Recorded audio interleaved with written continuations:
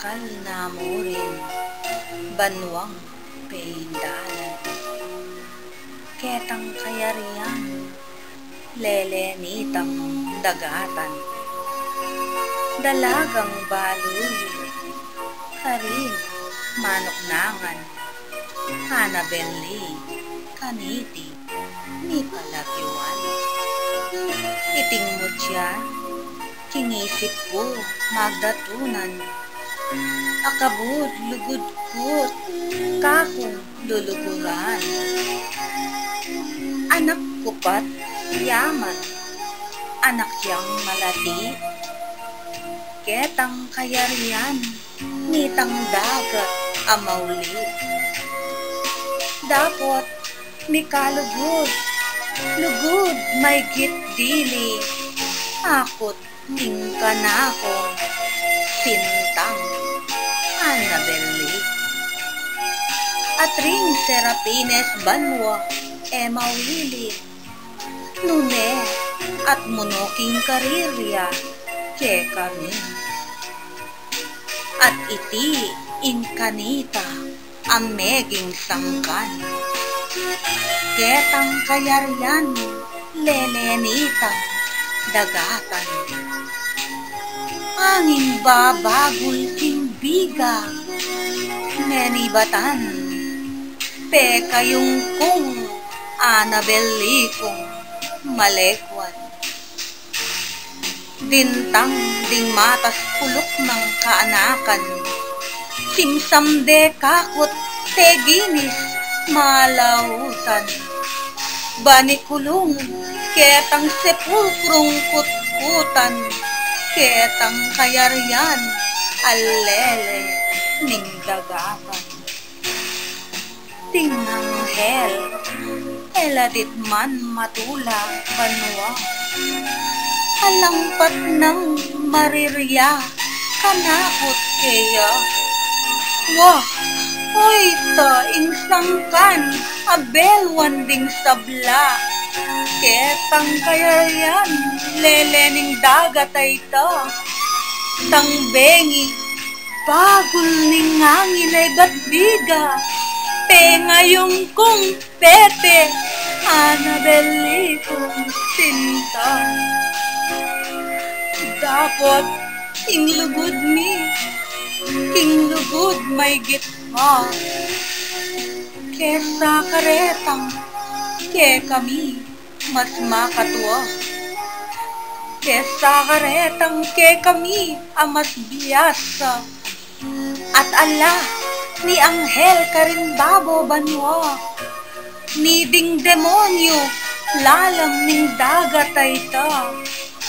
Ede akawani, kaladwa ko, king kaladwa. Naning malagong, Annabelle kong sinta. Imbulan, esun la, nung panina pala. Kening malagong, Annabelle kong sinta. Tala, mansunlab, dapat mas lagya mata. Yaing malagong, Annabelle kong sinta. Inya kabukas, siping, ningke ang bangke. Ningka na kong sinta, asawa ko at biye. Karin, king sepulcro, nitang dagat lele. Karin, king ngawon, nitang dagat amangye.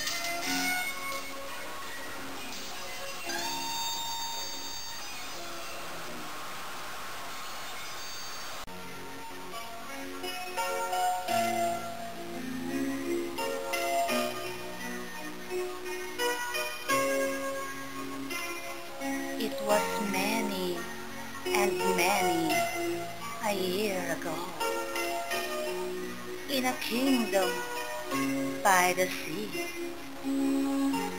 that a maiden there lived whom you may know by the name of Annabelle Lee.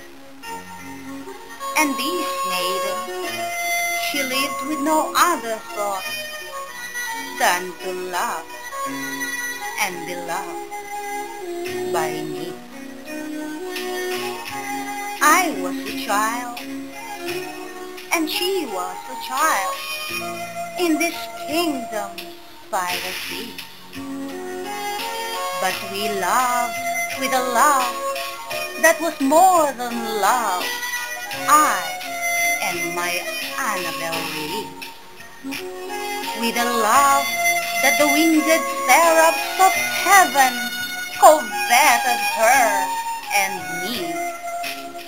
And this was the reason that long ago, in this kingdom by the sea, a wind blew out of the clouds, chilling my beautiful Annabel Lee, so that her high-born kinsman came and bore her away from me to shut her up in a sepulchre in this kingdom by the sea.